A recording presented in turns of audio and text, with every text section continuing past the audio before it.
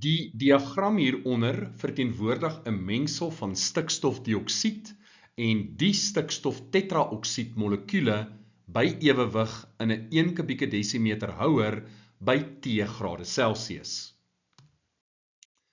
Die gebalanseerde vergelyking vir hierdie reaksie word hier gegee.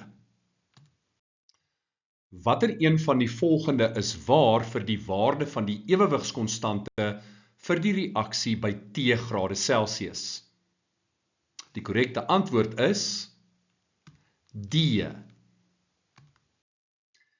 Die vergelyking vir die ewewigskonstante kan ons skryf as die konsentrasie van die stikstof tetraoksied gedeel deur die konsentrasie van die stikstofdioksied, maar daar's 'n 2 vooraan, so gekwadreer.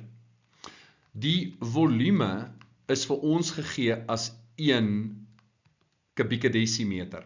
So ons kan nou die konsentrasies uitwerk. Kom ons begin met ons die stikstof tetraoksied. Daar is 1, 2, 3, 4, 5, 6 gedeel deur 1 gee vir ons 6. Gedeel deur, nou die stikstofdioksied. 1, 2, 3, 4, 5, 6, 7, 8, 9, 10, 11, 12. So daar is 12 gedeel deur 1 bly 12, so ons gaan 12 moet kwadreer.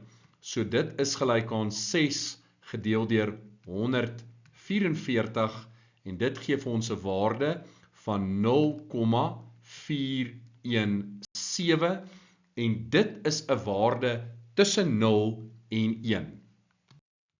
Die korrekte antwoord is dus D.